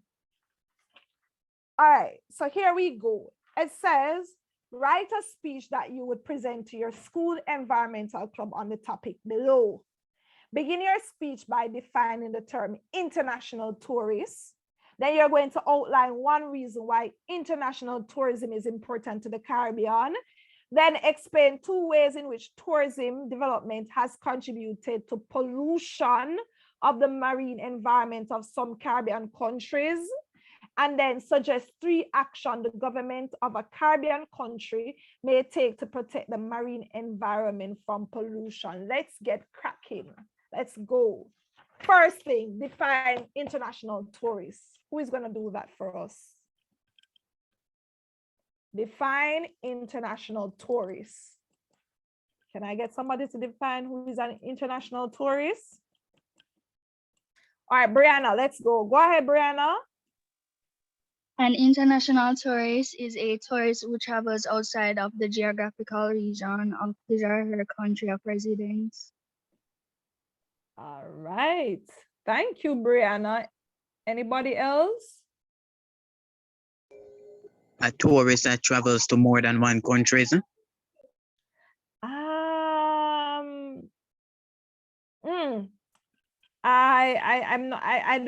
don't like that definition that you just mentioned to me. Aaron, was that you? Yes, miss. Yeah, clear up that definition again. Remember, you're asked to define who is an international tourist.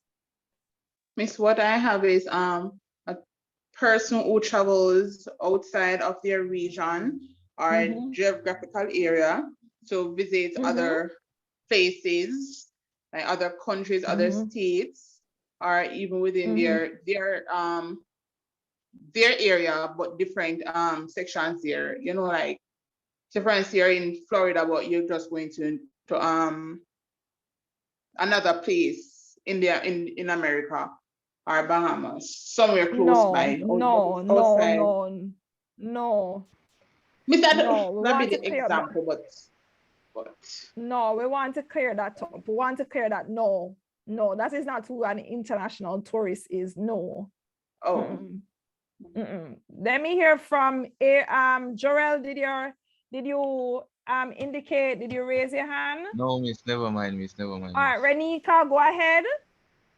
Miss, an international tourist is a tourist who travels outside the national borders of his or her country of residence. An example is like a Jamaican visiting the United States or England. All right, very good. So, I mean, I got other definitions that were good, but what she just mentioned, no, we're not traveling in no state to state. All right, so an international tourist is a person who travels outside of their geographical region for more than 24 hours or less than a year for the purpose of business or leisure. All right, so we define who is an international tourist. Now it says outline one reason, right? Outline one reason why international tourists is important to the Caribbean. Why is international tourists important to the Caribbean? Raise your hand. Why is international tourists important to the Caribbean? Renika, am I to take it that your hand is raised to answer a question? And everybody knows.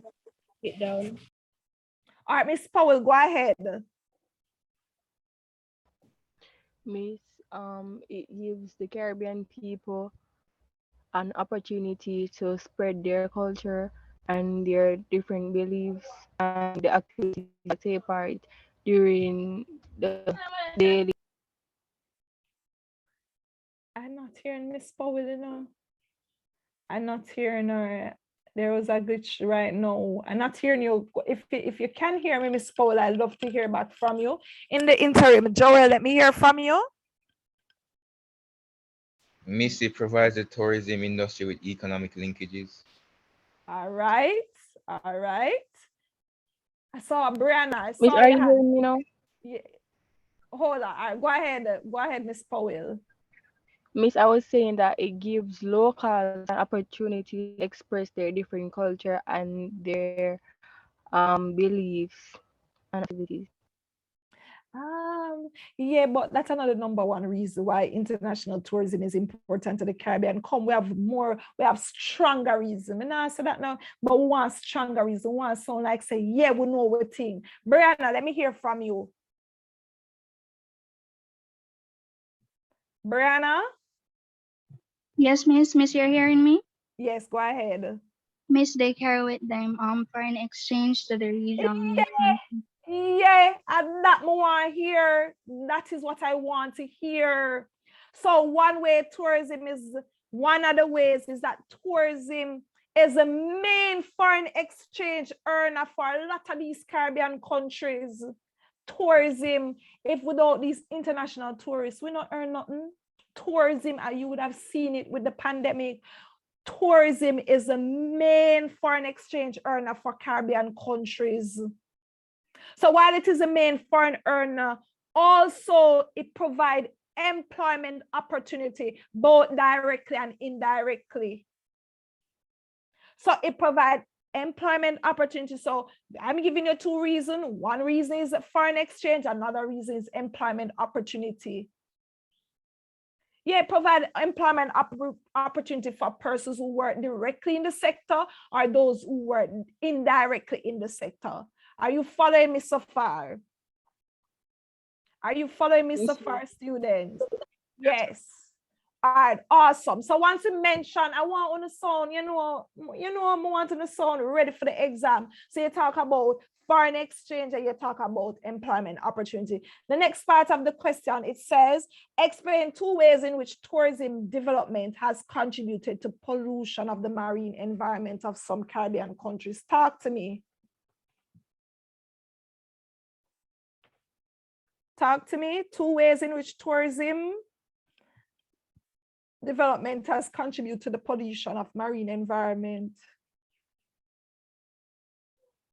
The government even have to ban some of them. Go ahead. I want to hear from students. Explain two ways. Come, let's go. Let's go. Let's go. All right, Brianna, go ahead. Miss, you can repeat the question? It's here on the screen. Explain two ways in which tourism development has contributed to pollution of the marine environment in some Caribbean countries. Go ahead, Brianna. Miss, a way in which tourism has contributed to pollution is that when they come and they go and visit the corals, they actually, like, they would trample on them or they would pop it off because they think it's pretty and that damages the coral reefs. Very good, Brianna. Very good, Brianna. Miss, damaging the marine environment contributes to pollution. Yes, you never know that. No, no behave like Columbus right here. So no, I don't want no Columbus in my class. I don't want no Christopher Columbus in my class. Come, Jarrell. Go ahead, Jarrell. With the building of tourism industries may cause waste to be dumped in the marine environment. Yes, yes, very true, very true. Yes, yes, yes. So those are two solid development that has contributed to. So we can talk about many sectors within the tourism, right? Do not dispose of their solid waste, not just solid alone. They're also the liquid waste properly ending up in our water bodies, for example, our rivers, seas, and these contribute to the damaging of our marine environment. Another one is that We can talk about some of the water sports offered by some of these hotels. They damage the marine environment. For example, when the tourists come and they want to snorkeling, yes, they remove the reef because, as Brianna said, them think the reef pretty, but they're damaging the reef. And also there's something called coral bleaching. If you do geography, you'll come across coral bleaching. Research that in preparation. You can look up coral bleaching. That's also another way in which they pollute the marine environment. And then the last part of the question, even though it's 6 o'clock, I'll still go on. It says, suggest 3 actions the government of a Caribbean country may take to protect the marine environment from pollution. 3 actions the government may take, the 3 actions of our government of a Caribbean country may take to protect the marine environment from pollution. All right, so I see Jorel and Brianna alone of tourism. All right, let's go, Jorel, go ahead. Wait, no, miss, I just never put down my hand, miss. Oh, Brianna, go ahead. Brianna. Ali, Amelia, hold on, let me not hear from certain. Come, Brianna, I'm not hearing from you. Jorel, go ahead. Oh, go ahead, Brianna. Miss, by passing laws to protect the marine environment. All right, yes, that's very good. So by passing laws to protect the marine environment, good. And you know you have to justify why your action is going to be successful, right, Jorel? Yes, miss. Miss, they can put up signs around for persons to read. All right, but we want to take that to a different level. How much people, hold on, Kimon, let me ask you, how much people are gonna read sign? Because enough time me go places and see sign and pour me in a paint in my not even read. But what else can we do? Let us take it to the bigger picture. What can we do to the population? You can do audio, like they can do audio for some person. I'm not sure, but I think that could work. Come, Kimon, come. Let's go. Let's think outside of. All right, you talk about signs being placed at designated areas. Instead of sign, what can we do to make sure so we reach a large percentage, a large portion of the population? Social media. All right, so we can educate the public by using various platforms to, educate people about marine pollution. So bring education and awareness through social media platform, right? Yes, you have it, it's just that me know why you're talking about the sign, because sometimes I'm an adult and I'm guilty of that. A lot of times I don't read the sign. But if you put something on social media, or you put it out there in mass media, chances are I'll hear it on the radio or I'll see it on social media. You get where I'm going? Yes, miss. All right, so that's 2. All right, I say everybody, Damal, go ahead. Miss, revise, allowing hotels to revise their water recreational activities in a way which won't affect the reefs or marine life. All right. Yeah, me like that what you mentioned. Yes, that is very good. Yes, very good. So we want to implement sustainable tourism practice, right? So, instead of it coming and damage, maybe we can, try to find creative ways of how we can sustain our marine environment. So we can implement sustainable tourism practice to protect our marine environment. All right? Brianna, you had a burning question? You have a burning answer? No, Miss, just to tie in what everyone was saying about education and mass media. Miss, they can actually do like this video where they actually show that they are damaging the environment, because a lot of persons with the coral thing where they pick it up and they don't know that they are damaging it. They can do like this video presentation to educate them and tell them not to pick it up, and shows them all like it is damaging the coral reefs, so that when they come next time they know that they're not supposed to do it.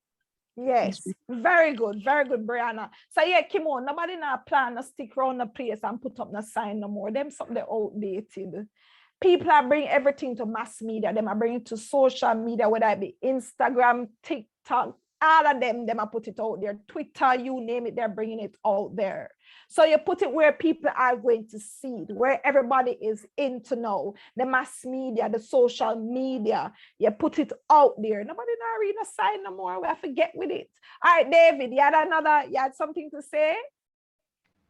Miss, I was thinking about that the Caribbean country, Miss, the government there could sanction institutions that allow stuff like this to happen.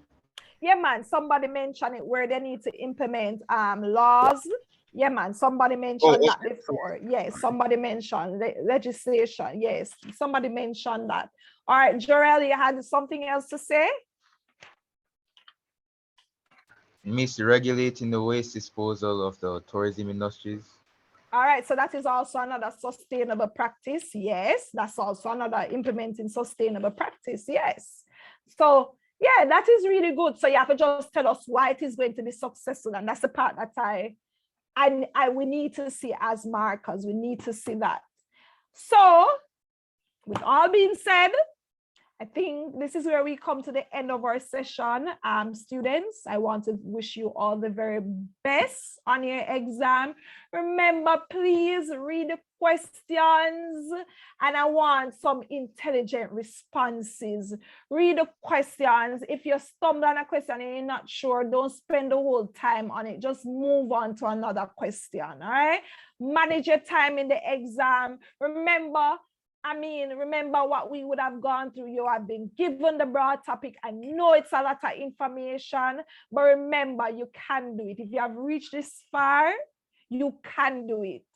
Just ensure that you read your questions, you write down. All right, so one of the things I've always said to my students over the years is that, especially students who have a business background, maybe POB or economic background, sometimes when it comes on to this truth of the matter, I always tell my students, because I only teach tourism, but in other instances, I've told my students, if, for example, you go in the exam and you can manage a consumer affairs question, read that question as well if you're from the business background.